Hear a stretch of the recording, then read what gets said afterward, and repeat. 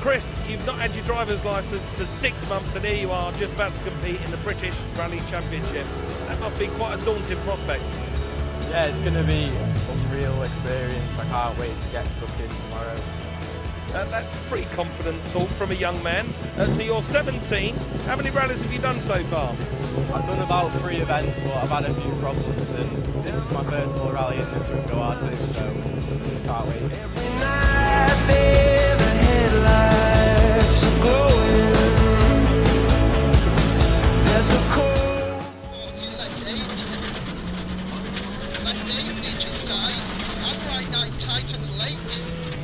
Chris Ingram is likewise in need of all the car time he can get.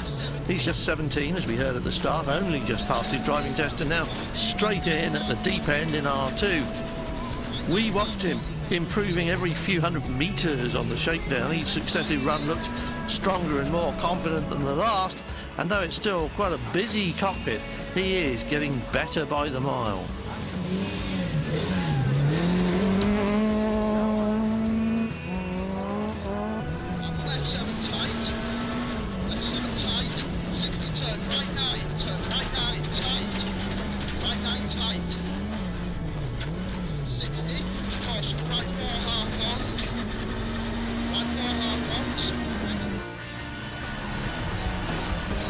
But though there were no points at stake in the R2 class, there was a battle, and to begin with at least, Chris Ingram was winning it.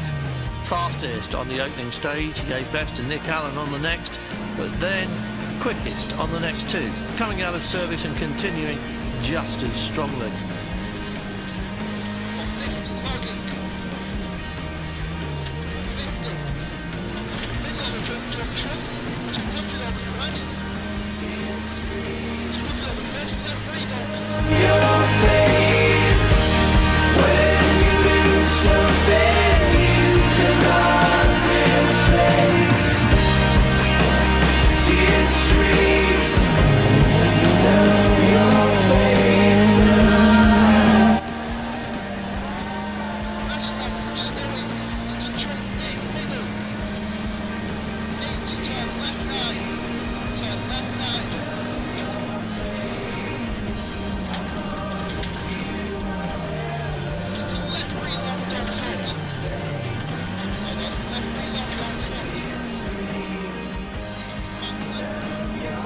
Then it all went wrong on the first trip through Summerley Park.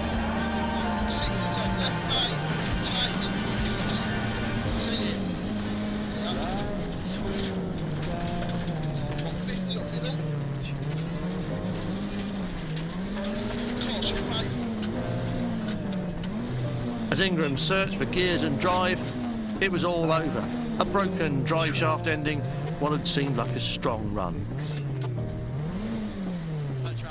Yeah, it's pulling in.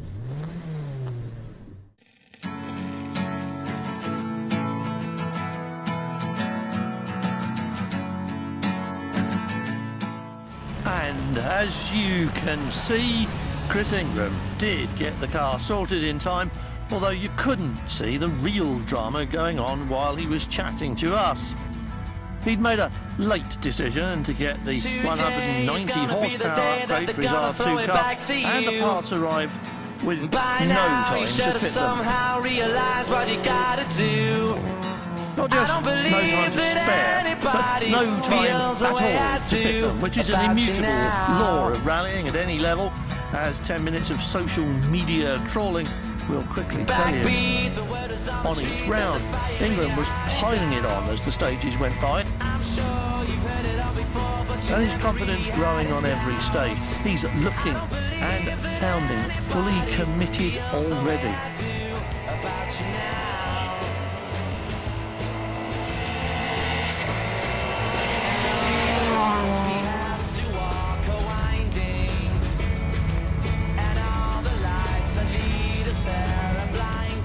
Working the car hard, and we watched him get better on the shakedown at the Sunseeker during the course of his first few hours with this car, and we're watching pretty much the same thing again as the Welsh stages go by. Big Ray at 5 miles, and then Dovey a challenging 8.5. Now we're into the big one, 15 miles of Garfunkel, and there's no let-up for driver or co-driver Joe Cruttenden. At this point, they're about 20 seconds up on Nick Allen.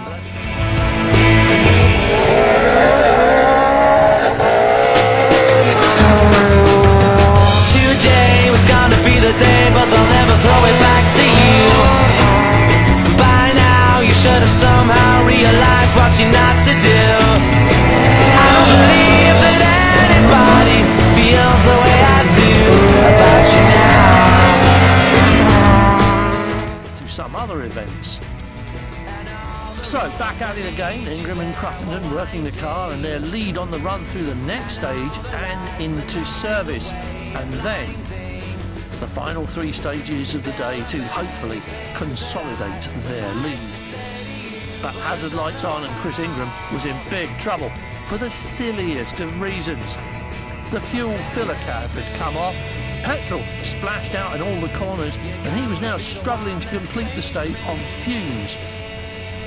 Nick Allen towed him back to service so he could refuel and take up the battle where they left off. And that really is what rallying's all about.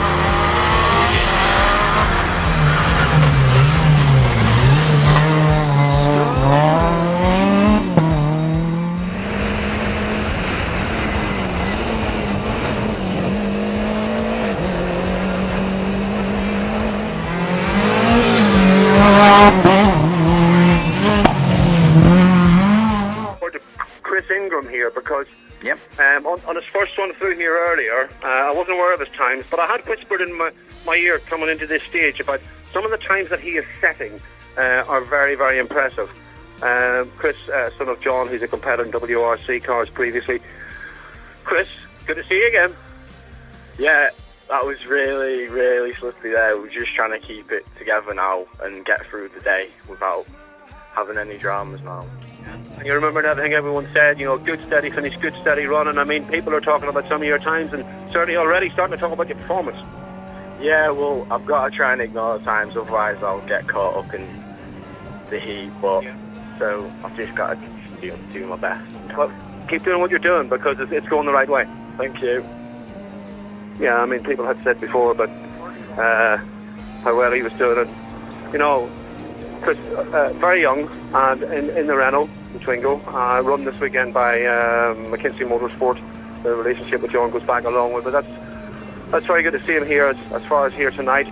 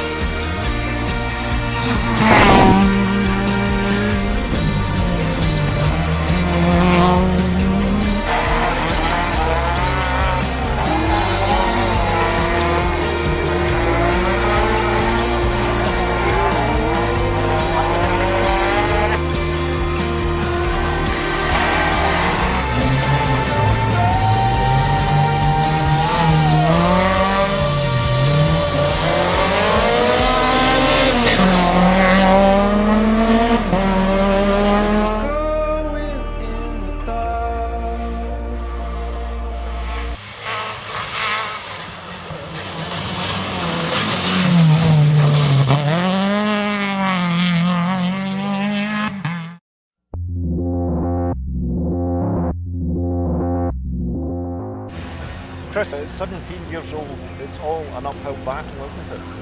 Yeah, it's a really big learning curve from when I did junior rallying, so I'm just taking in as much experience as I can at the moment and enjoying it. What are the biggest challenges that you face? The speeds as well, getting used to the speed. Yeah, pace is probably the most difficult. Chris Ingram's not long had his driving licence for a road car, but he's got the hang of rallying, starting hard and fast on the first of the 2 Friday stages that take them into darkness. Except stage 1 took him into one of Kilda's famous ditches, where he lost about a minute. Well, Chris, that learning experience continues with a visit to the Kilda Ditch by the looks of it. Yeah, slowed up into a bit. The car was really slippery. It was really tough and so moving there, so we've got to calm down now. Color sprayed out on walls. I've been pounding at the pavement till there's nothing at all. I got my cloak and dagger in a barroom brawl. I'm a local loves a fighter, loves a winner to fall.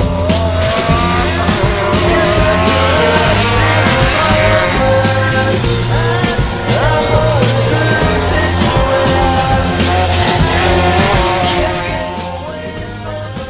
Chris Ingram was a bit further adrift of an R2 field that includes luminaries like Elvin Evans and Alistair Fisher, but he stayed on his pace all day. And as we've seen before, he learns with every mile, and he seems to get better with every mile. And one thing he seemed to have picked up on yesterday was keeping the Twingo out of those big wide ditches. It's very easy to get into one, but often impossible to get out again.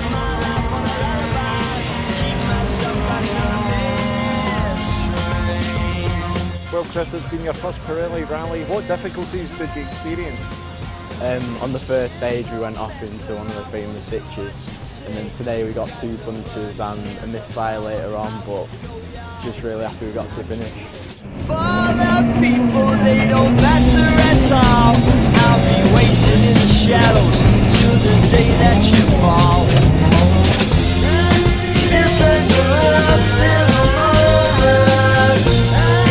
I'm always losing to it.